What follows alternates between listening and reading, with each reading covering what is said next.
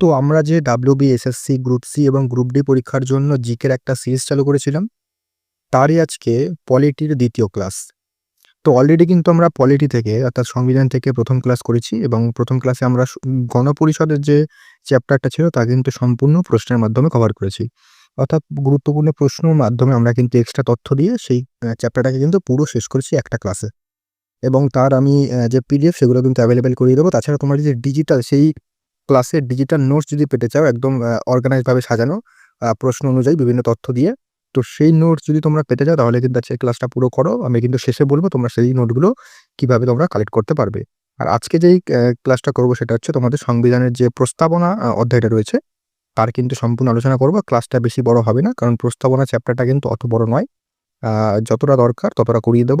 আর আমি কিন্তু আজকেও গুরুত্বপূর্ণ প্রশ্নের মাধ্যমে সম্পূর্ণ চ্যাপ্টারটা আজকে শেষ করব। আর এর ডিজিটাল নোটসও কিন্তু আমি তৈরি হয়ে গেছে। তো এটাও কিন্তু কি করে পাবে সেটাও কিন্তু আমি আজকের এই ক্লাসেই বলব। ঠিক আছে? আমি কিন্তু অল্প কটা হাতে গোনা প্রশ্ন নিয়ে এসেছি। যেগুলো গুরুত্বপূর্ণ সেগুলো নিয়ে এসেছি। এক্সট্রা কোনো হাবিজাবি প্রশ্ন নিয়ে আসিনি যেগুলো পড়লে পরীক্ষা আসবে না বা পরীক্ষার দিক থেকে এগুলো গুরুত্বপূর্ণ নয় সেগুলো কিন্তু একদম দিইনি। যেগুলো প্রশ্নগুলো দিয়েছি সেগুলো থেকে কিন্তু বিগত বছরের প্রশ্ন এসছে বা পরবর্তীতে কিন্তু প্রশ্ন আসার সম্ভাবনা সবথেকে প্রবল। পরিষ্কার? তো এই প্রশ্নগুলো কিন্তু তোমাদের করতে হবে। আর এই পরীক্ষাতে যে WBSSC, group C, group D পরীক্ষাতে তোমাদের কিন্তু অত খুঁটিয়ে প্রশ্ন দেবে না। তাই তোমাদের যতটা দরকার ততটা কিন্তু আমি করিয়ে দেবো এই ক্লাসে। আর এভাবেই কিন্তু প্রত্যেকটা চ্যাপ্টার করিয়ে দেবো। তাছাড়া তোমাদের ইতিহাস, ভূগোলেরও কিন্তু আমি ক্লাস করাচ্ছি। স্ট্যাটিক জিকে, কারেন্ট অ্যাফেয়ার্সও কিন্তু ক্লাস একে, একে আমি করিয়ে দেবো।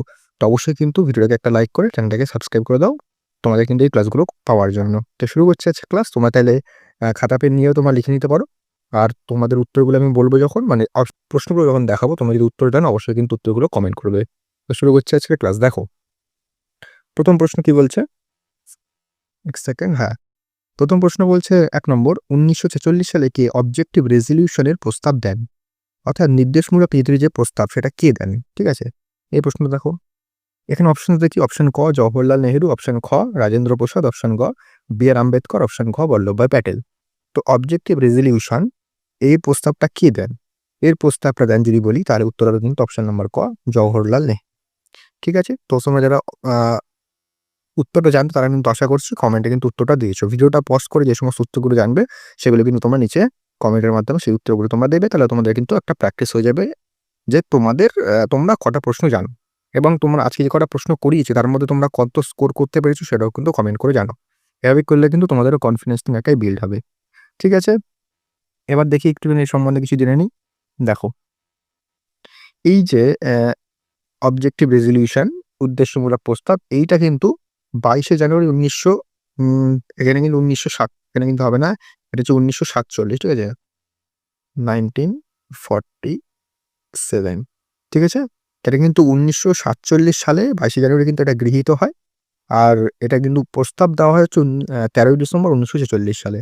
ঠিক আছে? ১৩ই ডিসেম্বর ১৯৪৬ সালে এটার প্রস্তাব দেওয়া হয় এবং ১৯৪৭ সালের ২২শে জানুয়ারি কিন্তু এটাকে গৃহীত করা হয় অর্থাৎ গ্রহণ করা হয়। ঠিক আছে? আর এই যে অবজেক্টিভ রেজোলিউশন বা উদ্দেশ্যমূলক প্রস্তাব এটাই কিন্তু পরবর্তীকালে আমাদের প্রস্তাবনা আকারে লিপিবদ্ধ করা হয়। ঠিক আছে? আমরা যে তোমরা যদি কোনো স্কুলের পাঠ্য বই দেখো সেখানে কিন্তু ১ম এ দেখতে পারবে একটা লেখা থাকে, "we are the people of India", আমরা ভারতীয় জনগণ। এই যে জিনিসটা আছে এটাকে কিন্তু প্রস্তাবনা বলা হয়। তো এটাই কিন্তু জওহরলাল নেহেরু উদ্দেশ্যমূলক প্রস্তাব বা অবজেক্টিভ রেজোলিউশন কিন্তু প্রস্তাব করেছিলেন সেটাই কিন্তু পরবর্তীকালে আমাদের প্রস্তাবনা রূপে কিন্তু লিপিবদ্ধ করা হয়। হয়ে গেল? চলে আসি পরবর্তী প্রশ্ন কি বলছে? ভারতীয় সংবিধানের আত্মা বলা হয় কাকে? অপশনস গুলো দেখো। অপশন ক মৌলিক অধিকার, অপশন খ প্রস্তাবনা, অপশন গ রাষ্ট্রের নির্দেশমূলক নীতি, অপশন গ দশম তফসিল। ঠিক আছে? এই যে রাষ্ট্রের নির্দেশমূলক নীতিটা হচ্ছে তোমাদের ডিপিএসপি। ঠিক আছে? ঠিক আছে? তো এই যে এখানে উত্তরটা কি হবে যদি বলি, এখানে তো আমরা প্রস্তাবনা এরা অনেকে কিন্তু যারা জানে না তারাও বলতে হবে যে যেহেতু প্রস্তাবনার চ্যাপ্টার করছি তো এখানে উত্তর প্রস্তাবনাই হবে। তো ভারতের সংবিধানের আত্মা কিন্তু প্রস্তাবনাকেই বলা হয়। পরিষ্কার? ঠিক আছে? পরবর্তী প্রশ্নে চলে আসি। দেখো যেই প্রশ্নের সাথে এক্সট্রা তথ্য দেওয়ার প্রয়োজন রয়েছে সেগুলোর সাথে কিন্তু আমি দিয়েছি। ঠিক আছে? ৩ নম্বর প্রশ্ন, ভারতের সংবিধানের প্রস্তাবনা কত সালে সংশোধন করা হয়? তো ভারতের সংবিধানের প্রস্তাবনা সংশোধন করা হয় কত সালে? অপশনস দেখি। অপশন ক ১৯৭৪, অপশন খ ১৯৭৫, অপশন খ ১৯৭৬, অপশন খ ১৯৭৭। ঠিক আছে? তো যারা উত্তর জানো অবশ্যই কমেন্ট করো। আমি বলছি এটার উত্তর হবে অপশন নাম্বার গ ১৯৭৬। ঠিক আছে? আর এটা কিন্তু মনে রাখবে যে একবারই আজ পর্যন্ত কিন্তু উম আ সংশোধন করা হয়েছে। অর্থাৎ আজ পর্যন্ত কিন্তু একবারই সংশোধন করা হয়েছে, এর বেশি কিন্তু করা হয়নি। ঠিক আছে? তো দেখি নাও। তারপরে দেখো পরবর্তী প্রশ্নে কি বলছে? উম আরেকটা কথা এখানে জেনে রাখবে। পরে আমি লিখেছি অবশ্য, পরে এক্সট্রা তথ্য দিয়েছি, তাও বলে দিচ্ছি। এটা কিন্তু ৪২তম ১৯৭৬ সালে ৪২তম যে সংবিধান সংশোধনী হয়েছিল তার সাথে এটা কিন্তু সেই সংশোধনী অনুযায়ী কিন্তু এটাকে সংশোধন করা হয়েছিল। ঠিক আছে? তারপরে দেখি পরবর্তী প্রশ্নে কি বলছে? ভারতের সংবিধানের প্রস্তাবনায় ধর্মনিরপেক্ষ শব্দটি যুক্ত করা হয়েছে। দেখো ভারতের যে প্রস্তাবনা সেটাকে একবার সংশোধন করা হয়েছিল এবং সেই সংশোধনের মাধ্যমে কবে এটাকে মানে সেই কততম সংশোধন, কার মাধ্যমে কিন্তু এই ধর্মনিরপেক্ষ এর সাথে কিন্তু আরো ২ টো শব্দ যুক্ত করা হয়েছিল। তবে এখানে প্রশ্ন যেকোনো একখানা শব্দ তোমাদের দিয়ে দিতে পারে। তো সেক্ষেত্রে কিন্তু তোমায় জানতে হবে। ধর্মনিরপেক্ষ শব্দটি যুক্ত হয়েছে, দেখো অপশনস গুলো দেখো। ভারতের ১ম সংবিধান সংশোধন, ভারতের ১৫তম সংবিধান সংশোধন, ভারতের ২৭তম সংবিধান সংশোধন নাকি ভারতের ৪২তম সংবিধান সংশোধন। এখানে ৪২ টি ইংরেজিতে হয়ে গেছে, যাই হোক একটু টাইপিং মিস্টেক হয়েছে, যাই হোক।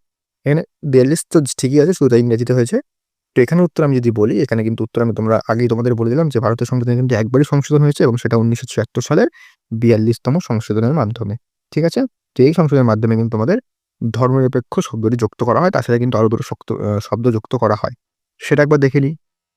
দেখো, ভারতের সংবিধানের প্রস্তাবনা ১৯৭৬ সালে ৪২তম সংশোধনের দ্বারা একবারই কিন্তু সংশোধন করা হয়। পরীক্ষায় এটা দিতে পারে যে কতবার ভারতের সংবিধানের প্রস্তাবনা সংশোধন করা হয়? উত্তর হবে একবার। ১৯৭৬ সালের ৪২তম সংশোধনের মাধ্যমে। তারপরে দেখো, এই সংশোধনের দ্বারা প্রস্তাবনায় নতুন ৩ টি শব্দ যুক্ত করা হয়। একটা হচ্ছে সমাজতান্ত্রিক, একটা হচ্ছে ধর্মনিরপেক্ষ, আর একটা হচ্ছে সংহতি। ঠিক আছে? এই ৩ টে কিন্তু শব্দ তোমাদের যুক্ত করা হয়। সোশ্যালিস্ট, সেকুলার এবং ইন্টিগ্রিটি। ঠিক আছে? তো এই ৩ টে কিন্তু তোমাদের যুক্ত করা হয়। তো তোমরা কিন্তু এগুলো কিন্তু ভালো করে মনে রাখবে, এগুলো কিন্তু পরীক্ষায় দেওয়া হতে পারে। তারপরে দেখি পরবর্তী প্রশ্ন কি বলছে? ভারতের সংবিধান প্রণেতারা কোন দেশের সংবিধান থেকে স্বাধীনতা, সমতা, ভ্রাতৃত্বের ধারণা নিয়ে দিয়েছিলেন? দেখো অপশনস যদি কথা বলি আমি, অপশন ক ফরাসি সংবিধান, অপশন খ কানাডা সংবিধান, অপশন গ আইরিশ সংবিধান, অপশন ঘ জাপানের সংবিধান। তো এখানে উত্তর কি হবে? এখানে যদি বলি আমি ভ্রাতৃত্বের ধারণা, তো ভ্রাতৃত্বের ধারণা নেওয়া হয়েছিল কিন্তু অপশন নাম্বার ক ফরাসি সংবিধান থেকে। তো আমরা তোমাদের উত্তরটা জানতে আশা করি কমেন্ট করে জানিয়েছো। এবার দেখে নিই একটুখানি কিছু, যে ন্যায় বিচার যদি বলি, ন্যায় বিচারের যে ধারণা সেটা কোথা থেকে নেওয়া হয়েছিল? সেটা কিন্তু তোমার রাশিয়ার বিপ্লব থেকে কিন্তু ন্যায় বিচারের ধারণাটা নেওয়া হয়েছিল। তো এই দুটোই কিন্তু খুব গুরুত্বপূর্ণ, এগুলো কিন্তু পরীক্ষায় দিতে পারে। ঠিক আছে? তারপরে চলে আসি পরবর্তী প্রশ্নে কি বলছে? ভারতীয় সংবিধানের কততম সংশোধনের মাধ্যমে প্রস্তাবনার মধ্যে ধর্মনিরপেক্ষ ও সমাজতন্ত্র ২ টি শব্দ অন্তর্ভুক্ত করা হয়? একটু আগে তোমাদের উত্তর বললাম, প্রশ্নটা আলোচনা করলাম। তো এটা তোমরা অবশ্যই কমেন্ট করো। আমি কিন্তু এটার উত্তর বলছি না, তোমরা যারা জানো অবশ্যই কমেন্ট করো। অপশনগুলো বলে দিচ্ছি। অপশন ক ৪০তম, অপশন খ ৪১তম, অপশন গ ৪২তম, অপশন ঘ ৪৩তম। তো ধর্মনিরপেক্ষ এবং সমাজতন্ত্র ২ টি শব্দ কোন সংবিধান সংশোধনী দ্বারা কিন্তু প্রস্তাবনায় যুক্ত করা হয়? ৩ টে শব্দ যুক্ত করা হয়। তোমাদের বললাম যে যেখানে ২ টো দিতে পারে, ১ টা দিতে পারে, বা প্রশ্নে এভাবে দিতে পারে যে ৩ খানা তোমাদের শব্দ দিয়ে দিল, ৩-৪ টে দিয়ে দিল, বলল এর মধ্যে কোনটি সংবিধানে যুক্ত করা হয়নি প্রস্তাবনার মাধ্যমে। তো তোমাদের কিন্তু ৩ টেই মনে রাখতে হবে, যদি তোমরা একটা এলিমিনেট করতে পারো। পরিষ্কার? তো এটার উত্তর কিন্তু তোমরা অবশ্যই কমেন্ট সেকশনে বলবে। ঠিক আছে? তারপর দেখি ৭ নম্বর ১৯৭৩ সালের কেশবানন্দ ভারতী মামলায় বলা হয় যে প্রস্তাবনা অপশন ক সম্পূর্ণরূপে পরিবর্তন করা যেতে পারে, অপশন খ বিভিন্ন বিভাগে আলাদা করা যেতে পারে, অপশন গ সংশোধন করা যেতে পারে, অপশন ঘ সংশোধন করা যাবে না। এটা কিন্তু একটা গুরুত্বপূর্ণ প্রশ্ন। তো এটা যদি উত্তরের কথা বলি, তো ১৯৭৩ সালে যে কেশবানন্দ ভারতী মামলা হয়েছিল তাতে কিন্তু বলা হয় যে সংবিধানকে কিন্তু সংশোধন করা যেতে পারে। সংবিধান যেহেতু বলা হয়েছে, এই মামলায় বলা হয়েছিল সংবিধান যেহেতু ভারতীয় সংবিধান প্রস্তাবনা যেহেতু ভারতীয় সংবিধানের অবিচ্ছেদ্য অংশ, সেক্ষেত্রে সেটাকে কিন্তু ৩৬৮ নং ধারা অনুযায়ী কিন্তু সেটাকে সংশোধন করা যেতে পারে। দেখো আমি এখানে দিয়েও দিয়েছি, তোমরা একটু দেখে নাও।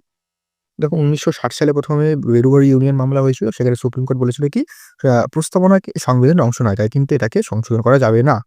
কিন্তু ১৯৭৩ সালে আবার কেশবানন্দ ভারতী মামলা হয়। সেখানে কিন্তু সুপ্রিম কোর্ট রায় দেয় যে সংবিধান যেহেতু এই প্রস্তাবনা যেহেতু সংবিধানের অবিচ্ছেদ্য অঙ্গ, সেক্ষেত্রে এটিকে কিন্তু ৩৬৮ নং ধারা সংশোধন করা যাবে। তবে এখানে কিন্তু একটা জিনিস মনে রাখতে হবে, তবে কিন্তু এখানে যে সংবিধানের মৌলিক কাঠামো সেটা কিন্তু পরিবর্তন করা চলবে না।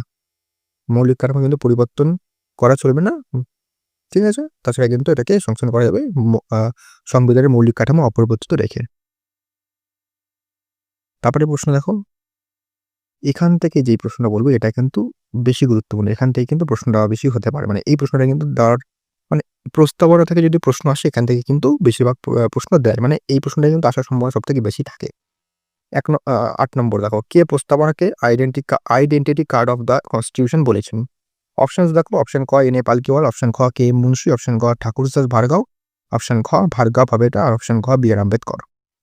তো এখানে যদি আমি বলি identity card of the constitution মানে যখন প্রস্তাবনা মানে প্রস্তাবনা হয় তখন প্রস্তাবনা কিন্তু অনেকে অনেক রকম অনেক কিছু বলেছেন। মানে অনেক ব্যাখ্যা দিয়েছে প্রস্তাবনাকে। তো অনেকে অনেক সেকেন্ড হ্যাঁ।